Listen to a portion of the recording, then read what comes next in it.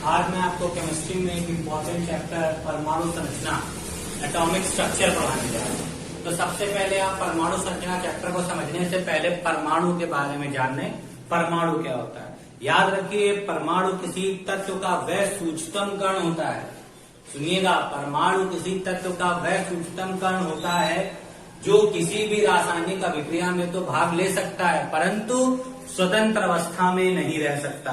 परमाणु किसी भी तत्व का वह सूक्ष्मतम कण है जो किसी भी रासायनिक अभिक्रिया में तो भाग ले सकता है परंतु स्वतंत्र अवस्था में नहीं रह सकता। अगर आपको परमाणु की परिभाषा याद करनी हो तो अपने आप से लर्न करें। कैसे? अपने आप के रूप में। जैसे हम अपने घर के हम आप लोगों के एग्जाम्पल जैसे आप लोग अपने घर के सबसे सूक्ष्मतम कण है यानी सबसे छोटे हैं जो, याद रखिए, किसी भी रासायनिक अभिक्रिया में भाग ले सकते हैं। मतलब घर की कोई भी एक्टिविटीज हो उस पे भाग ले सकते हैं। होली, दिवाली या घर में कोई शादी फंक्शन सब में पार्टिसिपेट कर सकते हैं बट स्वतंत्र अवस्था में नहीं रह सकते। ऐसा नहीं है कि शादी है घर में तो आप इधर उधर घूमते रहें, रोड क्रॉस कर लें, कहीं भी चले जाएं, तो ये आप नहीं कर सकते। तो ये डेफिनेशन लर्न करने के लिए आपको अपने आप के ऊपर लेना पड़ेगा कि परमाणु अगर हम हैं तो हम पदार्थ के वह सूक्ष्मतम कण हैं जो किसी भी रासायनिक अभिक्रिया में भाग ले सकते हैं पर स्वतंत्र अवस्था में नहीं रह सकते। हमको अगर कहीं भी घर से बाहर जाना होता है तो मम्मा या पापा को बताना पड़ता है। तो आपको ये पहली डेफिनेशन तैयार हो गई। अब दूसरी चीज, परमाणु के संरचना और उसकी आकृति का अध्ययन करने के लिए सबसे पहले डाल्टन ने अपना परमाणु मॉडल दिया था। ये डाल्टन का सबसे पहला परमाणु मॉडल था। उन्होंने बताया था कि सभी तत्व एक ही परमाणु से मिलकर बने होते हैं और परमाणु को अधिक विभाजित नहीं किया जा सकता। सुनिएगा ध्यान से, इसीलिए मैंने आज लिख के लिया है कि सभी तत्व एक ही परमाणु से मिलकर बने होते हैं और उनको अधिक विभाजित नहीं किया जा सकता। जैसे ये चौक है, चौक एक ही तरीके के परमाणु से मिलकर बनी है तभी ये सफेद है। इसको अधिक विभाजित नहीं किया जा सकता। उनके कहने का मतलब था उसको एक डेफिनेट अमाउंट तक यानी एक निश्चित सीमा तक ही तोड़ा जा सकता है, इसके बाद इसको तोड़ा नहीं जा सकता। ये इनका पहला सिद्धांत है। दूसरा देखिए, एक ही तत्व के सभी परमाणु आकार, आकृति और भार की दृष्टि से समान होते हैं। मतलब अगर कोई परमाणु एक ही तत्व का है, जैसे कार्बन के मान लीजिए 2 परमाणु है, तो चूंकि वो कार्बन के ही परमाणु है तो उनका कहना था इनके आकार, आकृति और भार हमेशा एक दूसरे के समान होंगे।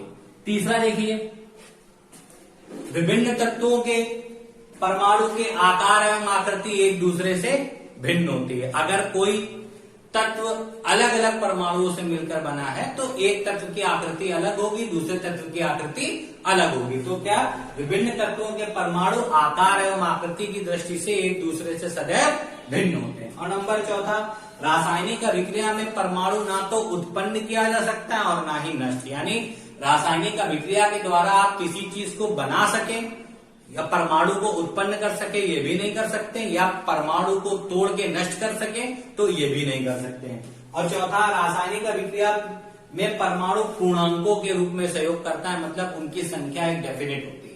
तो देखिए, ये उनके 5 सिद्धांत थे मूलभूत जो डाल्टन ने दिए थे। इन 5 सिद्धांतों का वैज्ञानिकों ने अध्ययन किया और इसमें सभी सिद्धांतों में कमियां पाई गई। तो सबसे पहली चीज देखिए, हम आपको नॉर्मल एग्जांपल से भी समझाएंगे और केमिस्ट्री के थ्रू भी समझाएंगे। देखिएगा, एक ही तत्व के सभी परमाणु मिलकर बने होते तथा उन्हें अधिक से अधिक विभाजित नहीं किया जा सकता। ऐसा नहीं है। परमाणुओं को अति सूक्ष्म कण यानी इलेक्ट्रॉन, प्रोटॉन और न्यूट्रॉन में भी विभाजित किया जा सकता है। इनको किसमें विभाजित किया जा सकता है? इलेक्ट्रॉन, प्रोटॉन और न्यूट्रॉन्स में क्या किया जा सकता है? इनको विभाजित किया जा सकता है।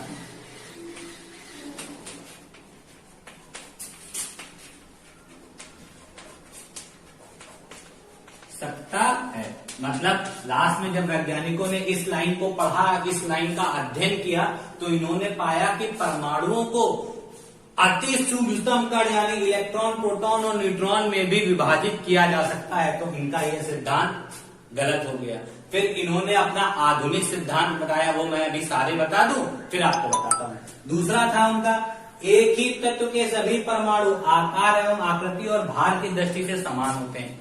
इनका कहना क्या था कि जैसे एक ही तत्व के, अगर कोई परमाणु एक ही तत्व से मिलकर बना है तो उसका आकार, आकृति, भार हमेशा समान रहेगा। ऐसा नहीं होता। हम लोग जैसे अपने ऊपर एग्जांपल लेके देखिए, आप और आपका एक भाई है, हम लोग अपने मम्मी पापा के बेटे हैं, तो क्या हम लोग की शक्लें एक होती हैं? नहीं होती है ना, हम लोग की सबकी शक्लें अलग अलग होती हैं। तो उनका ये सिद्धांत भी गलत हो गया। क्यों? आगे चल के जब वैज्ञानिकों ने इस सिद्धांत को स्टडी किया तो क्या पाया, एक ही तत्व के सभी परमाणु आकार, भार एवं आकृति के दृष्टि से भिन्न भिन्न भी होते हैं। कैसे? हाइड्रोजन के 3 समस्थानिक होते हैं। हाइड्रोजन के कितने समस्थानिक होते हैं? 3। अब समस्थानिक क्या होते हैं तो सुन लीजिए, वे तत्व जिनके परमाणु क्रमांक तो समान परंतु परमाणु भार भिन्न भिन्न होते हैं। अब परमाणु क्रमांक, परमाणु भार, ये भी हम आपको बताएंगे।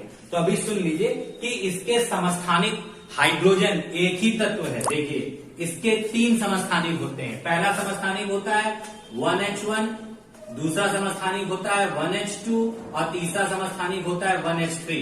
तो 1H1, 1H2 और 1H3 जो होता है, ये देखिए हाइड्रोजन के ही परमाणु है सारे, पर देखिए एक का परमाणु भार 1, दूसरे का परमाणु भार 2 और तीसरे का परमाणु भार क्या है? 3। तो 3 हो गए। तो इन परमाणु भार अलग अलग होने की वजह से इनके आकार और आकृति भी बदल गई। तो 1H1 को हम बोलते हैं प्रोटियम, 1H2 को हम बोलते हैं ड्यूटीरियम और 1H3 को हम बोलते हैं ट्राइटीरियम। तो याद रखिएगा, हाइड्रोजन के 3 समस्थानिक क्या होते हैं? प्रोटियम, ड्यूटीरियम और ट्राइटीरियम। ये तीनों के आकार और आकृति भी एक दूसरे से कैसी होती है? अलग। तो इनके दूसरा परमाणु सिद्धांत भी गड़बड़ हो गया, जिसको वैज्ञानिकों ने आगे करके संशोधित करके उनको ये बताया। तीसरी चीज क्या थी? विभिन्न तत्वों के परमाणु के आकार, आकृति की दृष्टि सदैव भिन्न भिन्न होते हैं। ये बात अगर कहीं हद तक देखी जाए तो सही है। अगर मेरा कोई फ्रेंड है तो उसकी शक्ल कुछ अलग है, उसकी शक्ल कुछ, हमारी शक्ल कुछ और अलग है, क्योंकि हम लोगों के मम्मी पापा लोग अलग अलग हैं। तो हम ये सिद्धांत को कुछ स्थिति तक लोगों ने सोचा सही है, पर जब इसको भी अध्ययन किया गया तो कुछ तत्व के परमाणु ऐसे पाए गए जो किसी दूसरे तत्व के परमाणु से रिलेट करते थे, पर फिर भी आकार एवं आकृति की दृष्टि से वो समान होते थे। यानी उनका भार और उसके जो गुण होते थे वो सब एक दूसरे के समान होते। जैसे नोबेल गैसेस, इन सब के आकार तो अलग अलग होते हैं, परंतु अंतिम कक्षा में इलेक्ट्रॉनों की संख्या समान होती है, इसलिए उनके गुणधर्म एक जैसे होते हैं। तो इस सिद्धांत को भी उन्होंने बाद में चेंज किया। रासायनिक अभिक्रिया में परमाणु ना तो उत्पन्न किया जा सकता है ना ही नष्ट। याद रखिए, किसी भी रासायनिक अभिक्रिया को कराइए, हाइड्रोजन के साथ ऑक्सीजन मिला लीजिए तो जल बन जाता है, तो नया पदार्थ का निर्माण होने लगता है। तो रासायनिक अभिक्रिया के दौरान परमाणु उत्पन्न भी किया जा सकता है और परमाणु नष्ट भी किया जा सकता है। और नंबर 5, रासायनिक अभिक्रिया में परमाणु पूर्णांकों के रूप में सहयोग करते हैं। तो रासायनिक अभिक्रिया में परमाणु की पूर्णांकता से कोई मतलब नहीं होता है। परमाणु चाहे पूर्णांक के रूप में सहयोग करे चाहे अपूर्णांक के रूप में सहयोग करे, इनकी मात्रा निश्चित होती है।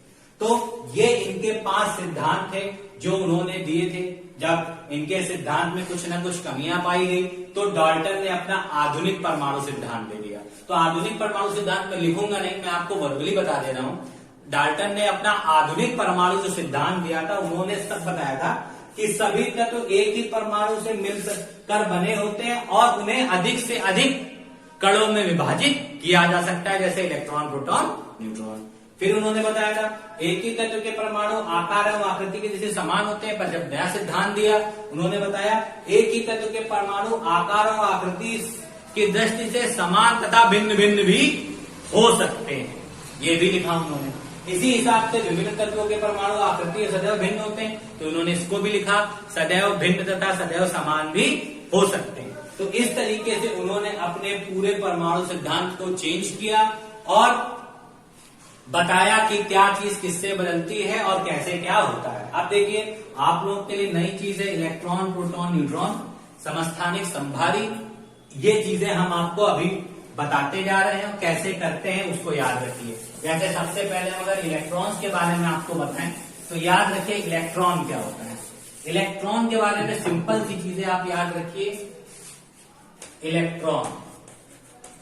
इलेक्ट्रॉन क्या होता है? ये एक ऋणावेशित कण होता है, ठीक है। ये एक ऋणावेशित कण होता है जो नाभिक के चारों ओर चक्कर लगाता है तथा इसकी खोज थॉमसन ने की थी। 3 लाइन में लिखना है। यह एक ऋणावेशित कण होता है, यह नाभिक के चारों ओर चक्कर लगाता है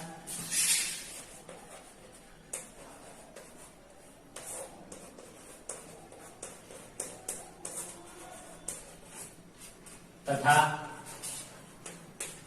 इसकी खोज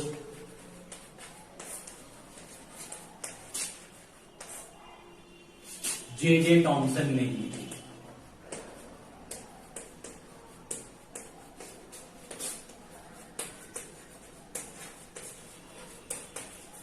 ठीक, आप देखिए प्रोटॉन के बारे में जानिए। यह एक धनावेशित कण होता है,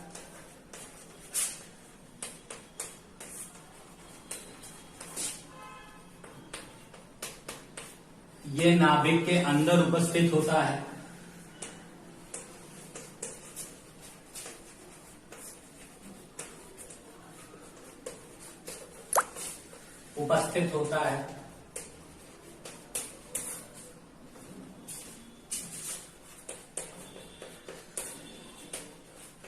इसकी खोज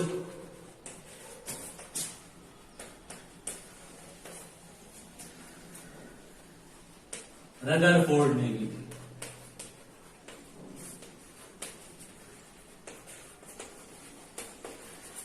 और सबसे लास्ट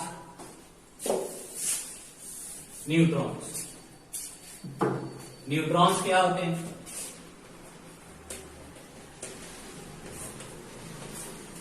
यह एक उदासीन कण होते हैं,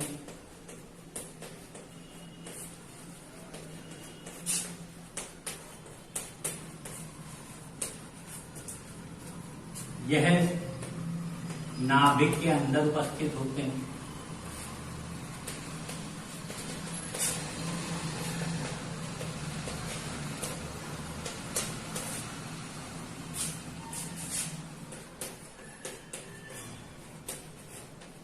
इनकी खोज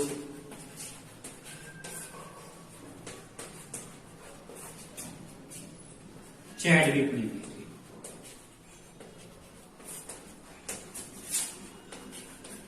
बस ये 3 चीजें हैं, इलेक्ट्रॉन, प्रोटॉन, न्यूट्रॉन।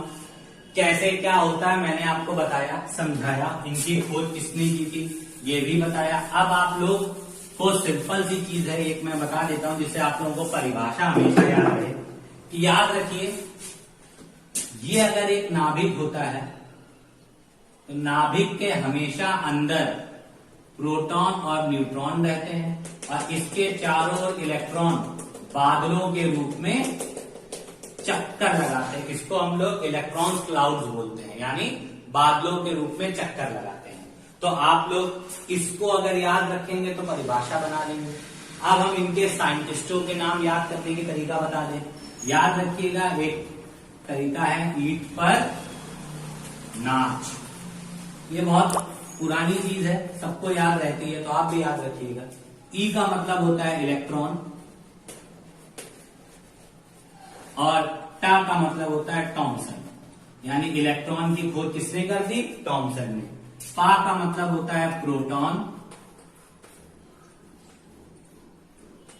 और रा का मतलब हो गया रदरफोर्ड, यानी प्रोटॉन की खोज किसने कर दी? रदरफोर्ड ने। ना का मतलब होता है न्यूट्रॉन और चा का मतलब हो गया चैडविक, यानी न्यूट्रॉन की खोज किसने कर दी? चैडविक ने।